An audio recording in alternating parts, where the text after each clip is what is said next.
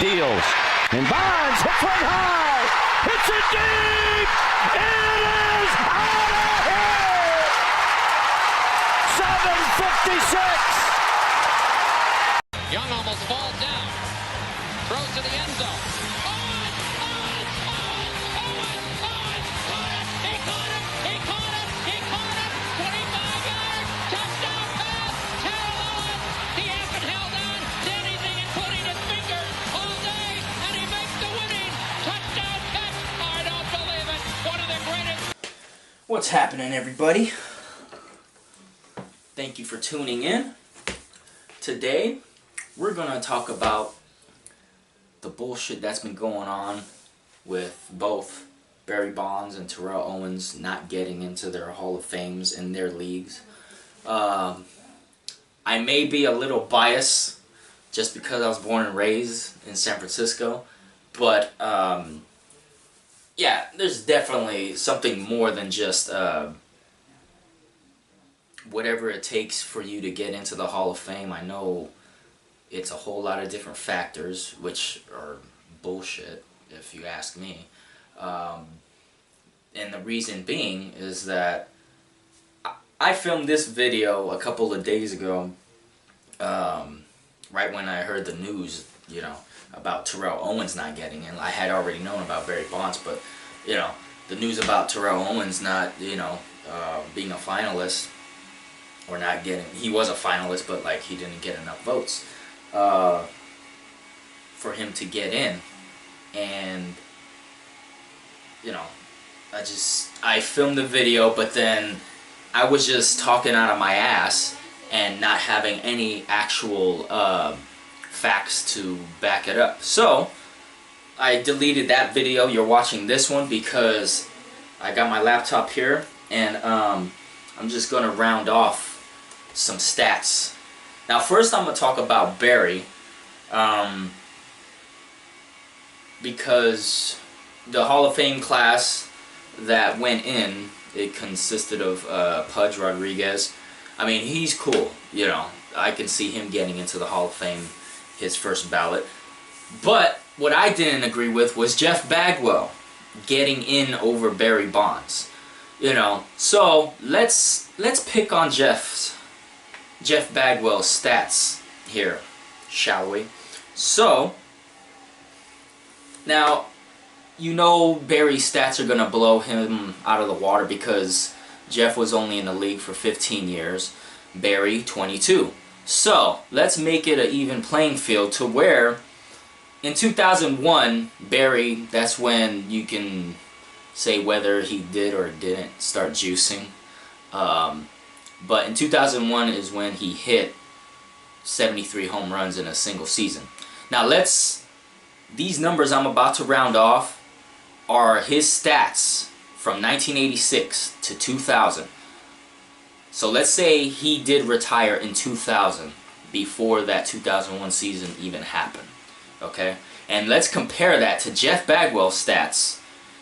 And it's just, what a coincidence, they're both 15 years. From 86 to 2000 is 15 years. And Jeff Bagwell played from 91 to 2005. That's 15 years. So, let's compare stats as if Barry retired in 2000. Home runs. Now, I know all of these stats, you know, they don't, you know, guarantee you entry into the Hall of Fame, but still, let's just run through them just for the fuck of it. Home runs: Barry 494, Jeff 449. Hits, Bagwell does have him beat out. 2157 for Barry, 2314 for Jeff. RBIs, he has him beat out also. Barry had 1405, Jeff 1529. Strikeouts, Barry 1189, 1189. Jeff 1558. Wow. On base percentage, Barry 412, Jeff 408. Slugging percentage 567 for Barry, and Jeff, his was 540. And then the OPS which is basically just a combination of those last two numbers. Barry 979 and Jeff 948. Okay? Double plays grounded into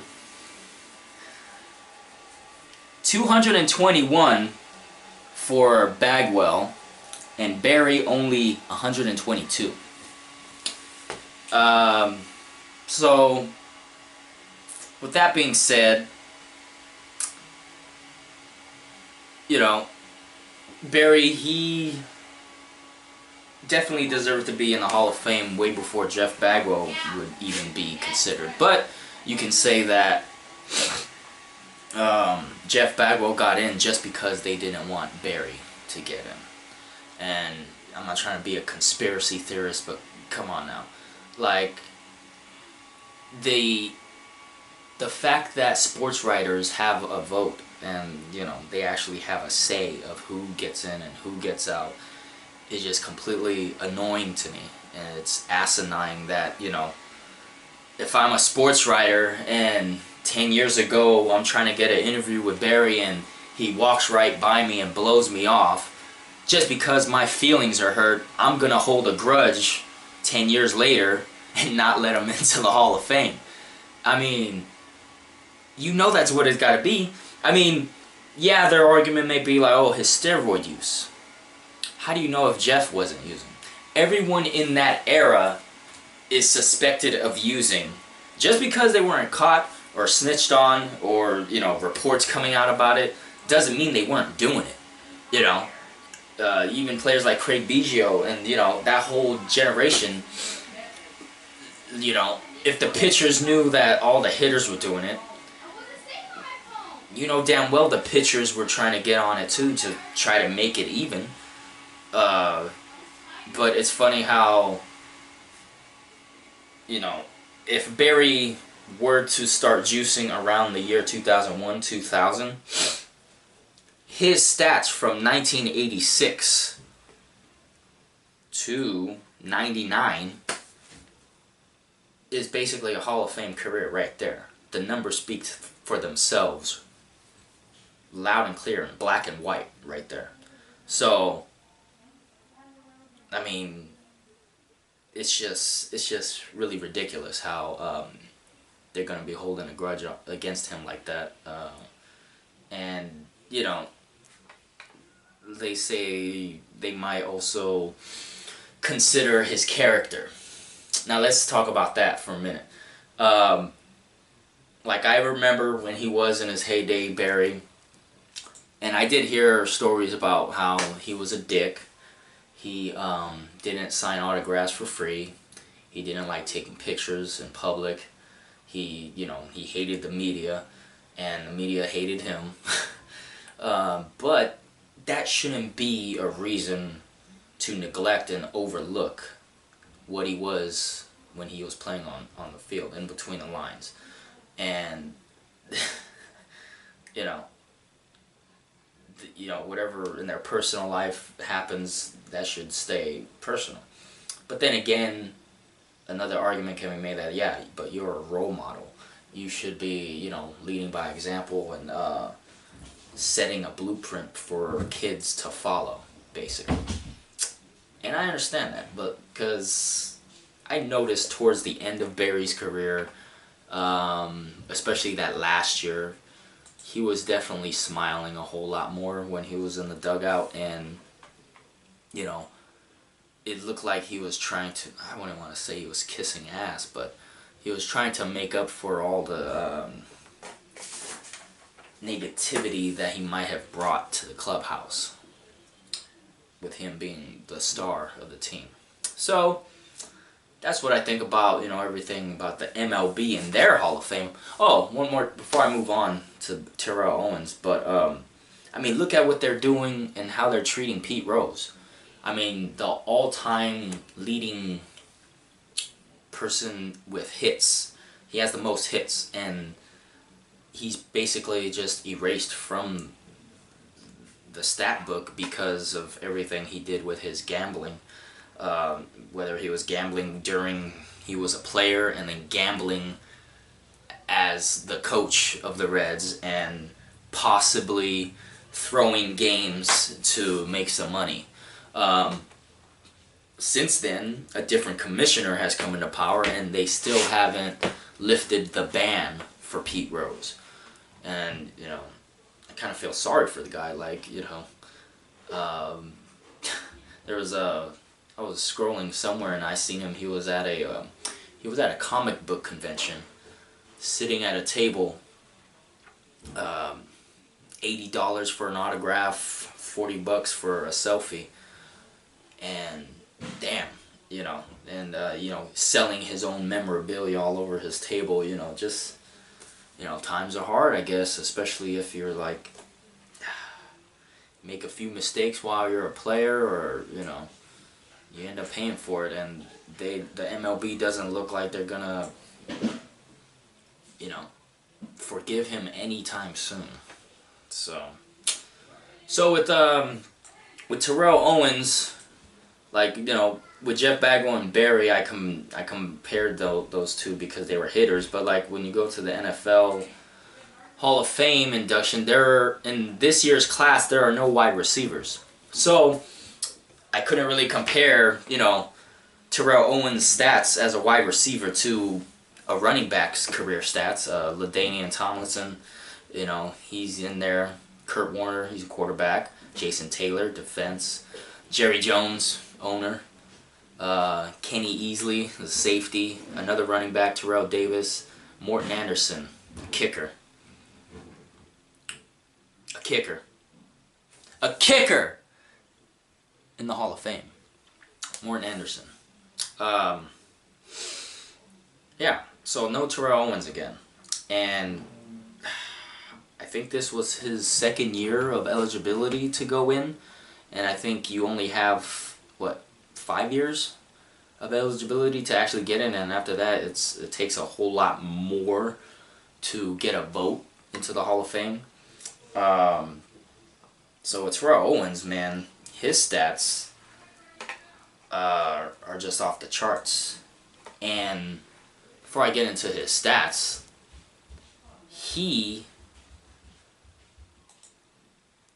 I remember, you know, my very first 49er game that I ever went to, my brother took me, and my very first time in Candlestick Park, I was always at Candlestick a lot for the Giants games, but like it was always harder to get Niner tickets, you know, back in the days.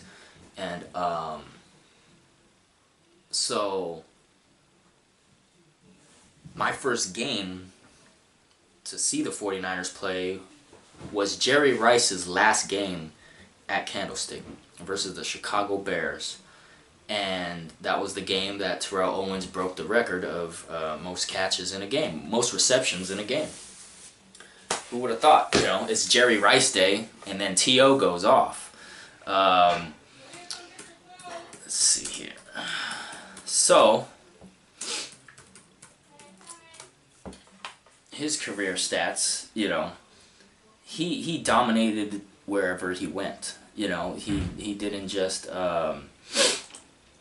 know,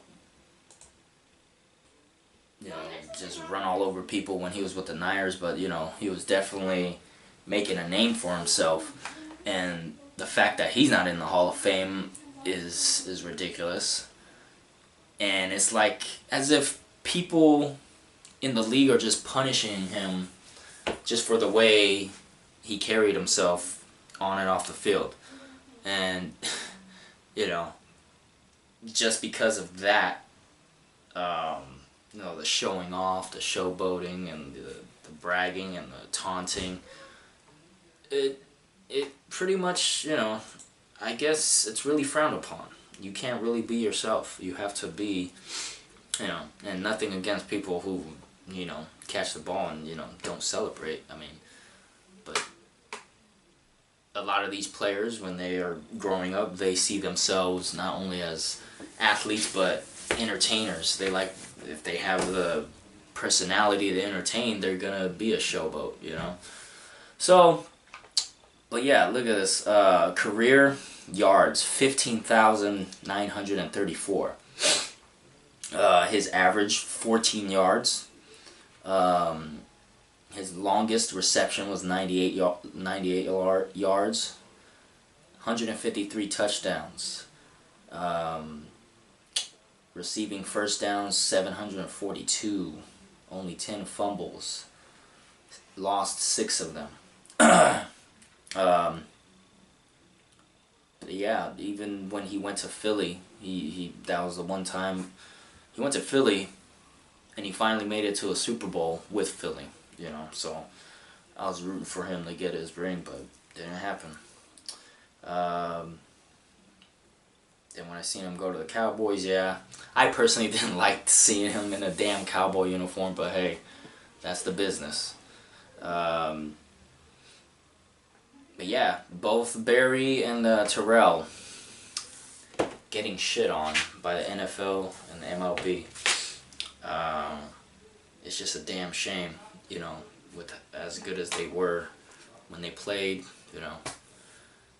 It's ridiculous. So, let me know what you guys think.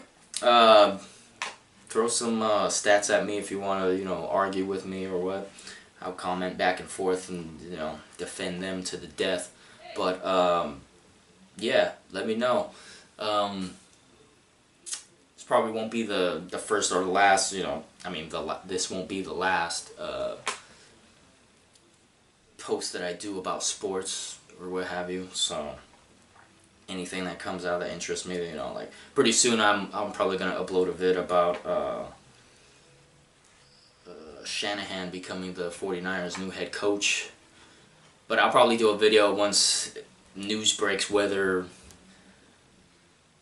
we're keeping Kaepernick or are they going to acquire a new quarterback through the draft or get a free agent or go after somebody. Go after somebody with, you know, some kind of potential. Hopefully Garoppolo. I like Garoppolo. I mean, he's shit, he's under Brady. He's gotta learn something from Brady, right? So, see you guys on the next video. Thank you for watching. Hopefully I didn't rant for too long. Hope you liked it. Make sure you like, share, subscribe if you want to see more. I'll definitely keep the content coming. Thank you so much, guys.